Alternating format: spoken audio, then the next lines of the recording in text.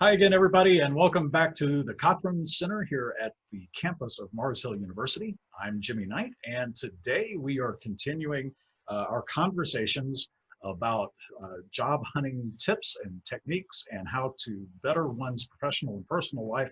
And today I am joined again by Mike Kelly, and we are going to be talking about mentors and mentorships and how to be aware of what's out there in terms of connecting with someone in a very, very special relationship. Again, Mike is a graduate of Mars Hill, class of 1982. He was a collegiate athlete. He played basketball here. His wife, Melinda, is a joy to be around. Every time that they come to campus, I just really enjoy talking to both of them, and they are welcomed and valued members of our family.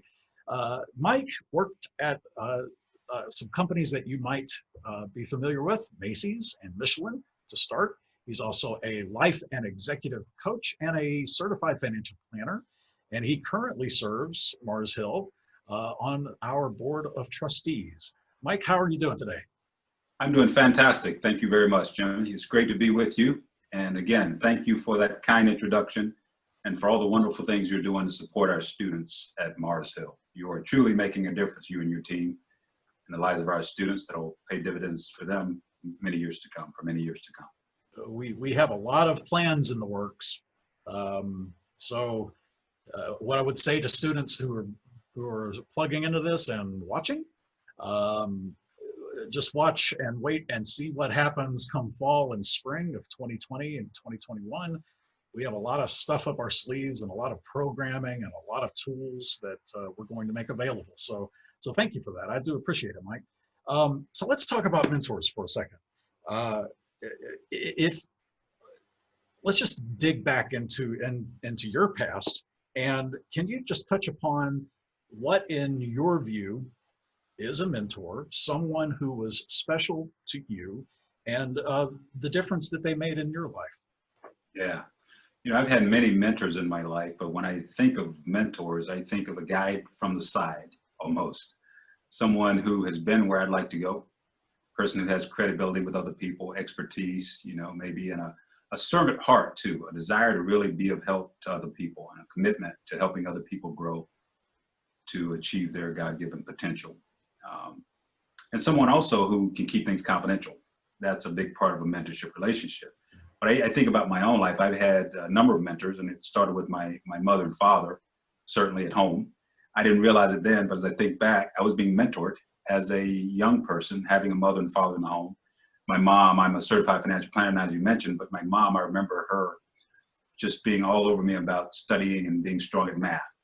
She was a person who didn't get to go to finish high school. I mean, so she didn't go to college, but she just had a vision for me. But that constant prayer and encouragement was important. And I just think about, you know, even my aunt, who was a mentor in many ways to me.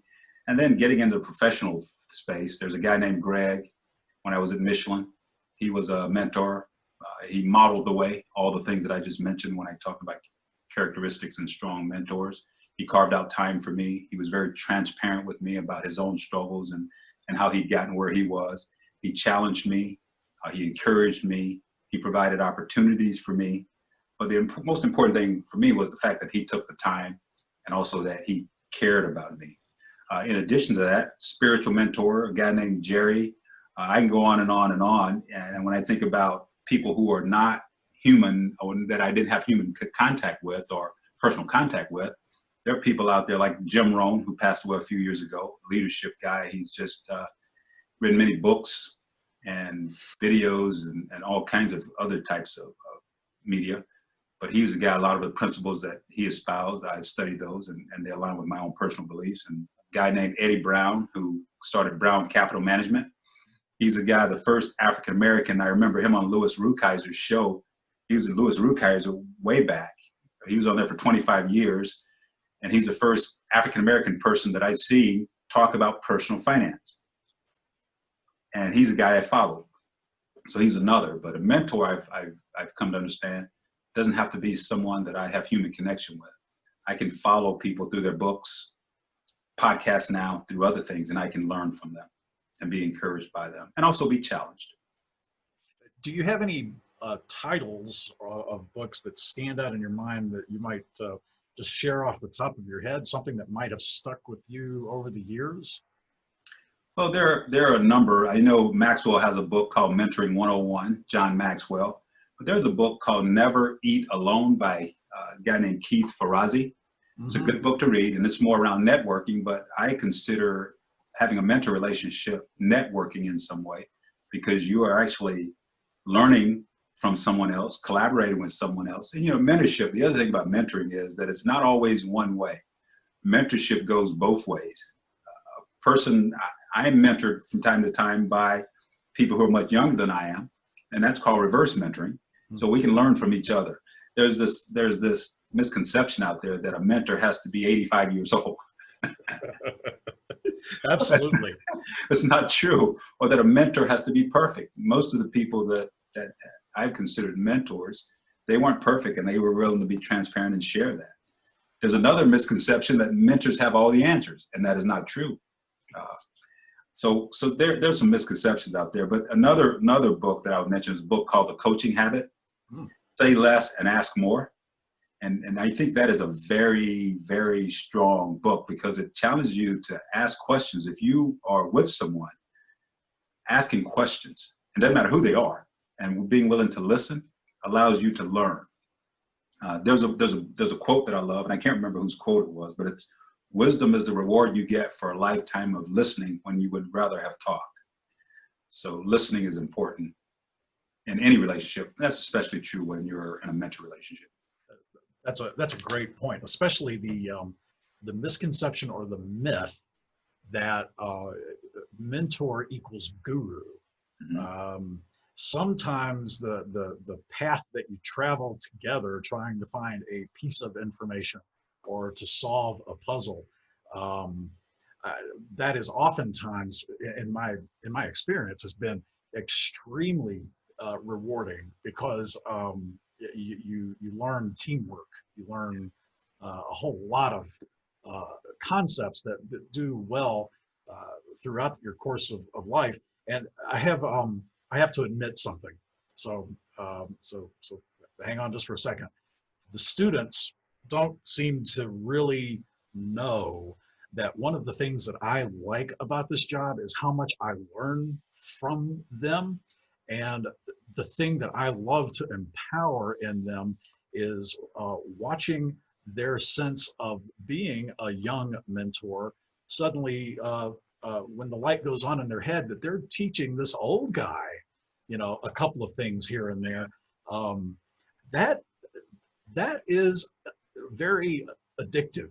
And so that's one of the things that I've liked about this. And this is one of the reasons why I love for them to come here and visit and talk to me about what's going on, because oftentimes I don't have all the answers, but when we walk together and we actually peel the onion together and come to an understanding what the facts are, then I've learned something, and I've learned something with them. And so yes, mentoring is oftentimes a two-way street. It's not just one person flinging out knowledge every now and again. So those are great books. In fact, I was going to ask you if you could email me that last one that you were just talking about. That would be a great one to look up and have here in the office for people to look at. So, I was going to ask you about how someone should seek out a mentor, and it sounds to me like you're talking about things and people that inspire you. Has it been sort of an organic thing in your life, or have you actually seen someone and said, I want to get to know that person a little bit more, and then things developed? How did that work? Well, in many ways, it was, in some ways, organic. It sort of just, it occurred. But if I were a college student now, I would be more, knowing what I know now, I'd be more intentional about taking the initiative to seek out mentors, as opposed to allowing it to happen. Now, for me, it's been fine, it's worked, but I think that we miss great opportunities as we step into various spaces if we're not intentional about taking the initiative to identify mentors that can really help us. And to do that, I would start with prayer. You just kind of pray, asking God for guidance to lead me on this journey. And then I'll just observe what's going on around me. Turn off the sound and just observe, how are people showing up? How are they leading? How are they living? How are they relating to others? How are they relating to me? What level of expertise do I see? And I'd also be clear on my why. Why do I even want a mentor? Is it to help me progress in my role, in my career? Is it to grow spiritually? Is it to grow as a leader of my family? I mean, what does all that mean? If it's for work, certainly at work, what does all that look like? And the other thing about a mentor is a mentor doesn't have to be someone who works for your company. A mentor can be someone who's in a totally different organization, but someone who has characteristics that you feel would be helpful to you if you could get a little bit of their time and learn more about how they became the person that they are. So I would say there are many ways to do that. Volunteering is another thing. We talked about volunteering when we were together before, when we were talking about LinkedIn. But by volunteering, you have the opportunity to connect with people who are servant leaders. They're just servants. And a lot of times what you find is that they're hungry to invest in you. They want to see you grow because they're givers. And you'll find that you'll see a characteristic that I find that is really important in anyone that you might select for a mentor, and a lot of these people who are volunteers, and that's humility. You'll find a certain level of humility. So identifying people there and asking them could lead to so many different things. So I'll just say, being intentional about having a strategic plan in your own mind, doesn't have to be formal, of finding a mentor, regardless of what stage I am in life, can pay dividends in a huge way. And that's even true right now. You don't have to wait until you're out of college and you're in the workforce. You can identify mentors now, people who've graduated from Mars Hill, people who are in the community, people who are in your hometown, people on campus. There are many avenues and opportunities for us to find people who are willing to maybe come along beside us and be a guide on the side. Very good. You mentioned the T word just a few sentences ago, time. So let's say that you have found someone that you really confide in. There's a connection, there's great chemistry. How is, in your view, a great way of effective meetings, maximizing the amount of time that you have with someone without, I guess, wearing out your welcome? Yeah.